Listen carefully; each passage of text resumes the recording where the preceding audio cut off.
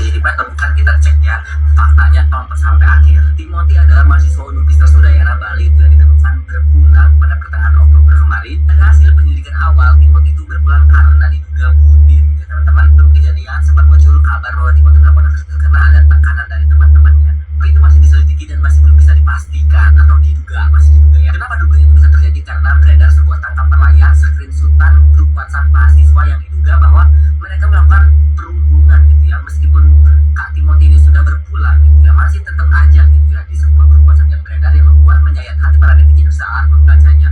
Astaga, aku nggak bisa tampilin di sini ya. Pokoknya itu kata-katanya itu cukup aduh mengiris hati guys. Padahal itu beliau sudah berpulang gitu ya, masih aja diolok-olok atau diejek gitu ya di grup WhatsApp. Itu yang menjadikan dugaan-dugaan itu para netizen kepada mereka ataupun kepada teman-teman kampus yang ada di sana. Atau garis bawahi soal CCTV tidak ada gitu ya, atau hoax yang beredar di media gitu ya. Nggak ada video CCTV pas detik-detik terjadi gitu ya, atau sebelum kejadian. Nggak ada guys. Tadi kalau dia menyebarkan video yang seolah itu kejadiannya itu nggak ada ya, alias hoax. Terus Timothy menjadi pengingat bagi kita semua gitu ya, pentingnya gitu menjaga empati dan juga saling peduli. Buat keluarga Bang Timothy, semoga diberi kekuatan dan ketambahan. Itulah kisah Tom secara rangkuman kasus soal Bang Timothy. Oke, assalamualaikum warahmatullahi wabarakatuh. Di sini saya akan mereaction sebuah video yang sedang beredar atau berita yang sedang beredar, yaitu kasus tentang meninggalnya almarhum Kak Timothy Anugrah Saputra, seorang mahasiswa Universitas Udayana yang diduga bunuh diri. Tetapi sebelumnya, saya di sini akan mengucapkan turut berbelasungkawa kepada keluarga yang telah ditinggalkan. Semoga keluarga yang telah ditinggalkan diberikan ketabahan juga kesabaran. Juga untuk almarhum Kak Timothy, semoga diberikan tempat yang terbaik di sisinya. Setelah saya menonton videonya terkait kasus ini, mereka banyak yang bilang bahwa katanya penyebab utamanya adalah pembulian atau perundungan di sebuah universitas budaya. Sumpah sih, setelah lihat videonya, setelah dengar kasusnya, nggak habis pikir. Maksudnya mereka punya akal nggak sih? Mereka tuh berpendidikan, sekolah tinggi-tinggi, tapi kok etikanya kayak gitu ya? Setelah membuli, terus beliau meninggal, mereka tetap melanjutkan pembulian mereka di grup WhatsApp. Grup WhatsApp loh, mereka membicarakan orang yang sudah meninggal, membuli orang yang sudah meninggal. Punya akal gak sih? Kayak heran aja gitu. Kenapa enggak mendoakan yang baik-baik atau enggak berbelasungkawa gimana gitu. Ini grup WhatsApp isinya menghina semua, membuli semua. Apa mereka gak punya pikiran?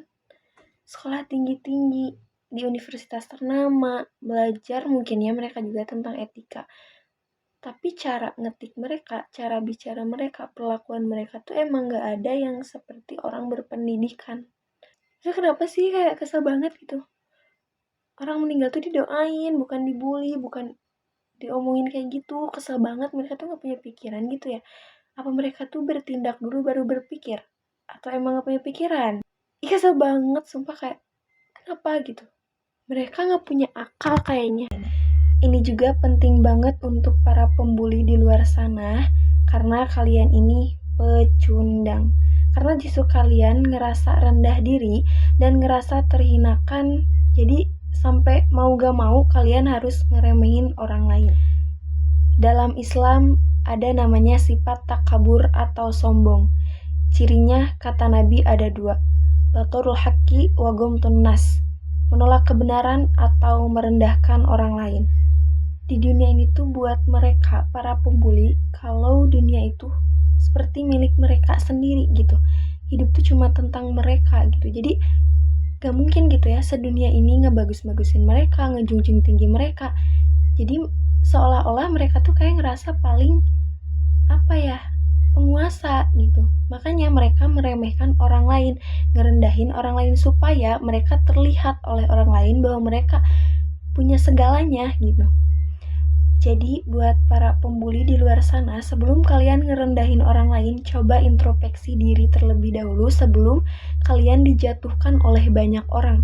Karena terbukti ya, setelah kalian merendahkan orang lain, setelah kalian ketahuan apa yang kalian lakukan, malah kalian justru yang diserang oleh banyak haters ataupun netizen di luar sana. Jadi pikir-pikir dulu deh sebelum bertindak gitu. Nah, ini juga jadi pelajaran ya buat kita untuk selalu tetap solidaritas, tetap mempunyai sikap peduli, juga menghargai sesama orang lain, karena di dunia ini gak ada yang sempurna gitu, gak ada yang sempurna, pasti semuanya juga punya titik lemah atau titik rendahnya mereka. Jadi kita harus saling mengerti, saling menghargai, juga solidaritas sih yang penting, karena kita tuh nggak bisa di dunia ini tuh nggak bisa hidup sendiri, kita juga butuh bantuan orang lain ya. Itu aja mungkin pesan atau reaction dari aku setelah melihat kasus tersebut. Semoga nggak ada lagi kasus-kasus pembulian ya. Semangat. Assalamualaikum warahmatullahi wabarakatuh.